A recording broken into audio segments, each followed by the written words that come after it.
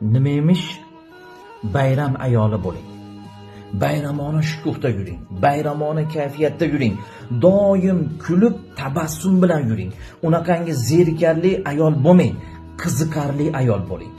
Doim tabassum bilan shodon kulib, bayramona kayfiyatda, bayramona sharoitda yuring. O'zingizga oro berib, bayramona kiyinib, bayramona ko'rinishda yuring. To'g'ri? Bu zo'r, lekin kechirasizlar-ku, bayramona yurish uchun bayram pullar kerak. Bayramona ko'rinish uchun bayramona sharoitlar kerak. Va yana nima? Eringizga problemalarni aytolmang. Eringizga problemalarni, muammolarni aytolmang. Problemasi ko'p ayoldan beziydi.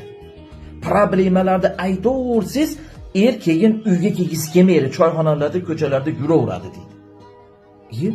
Unda ayol kishi problemasini, uydagi muammolarini erga aytmasa kimga aytadi? Katta xolasiga aytadimi? Yoki qo'shnisi Eshmatovaga chiqib aytish kerakmi uydagi muammolarni, kamchilik, problemalarni? Yoki ota-onasiga aytadimi? Ikkita, uchta boladan ota-onasi qaysi birini qiladi? Erga aytadi hamma problema, muammolarni. Faqat aytishni ham aytishi bor. Ko'chadan kelishiga tomdan tarasha tushgandek heyo beyo problemalar tasratavermasdan, sharoitga qarab, kayfiyatga qarab, nastreniyaga qarab turib, sekin aytsa bo'ladi muammolarni.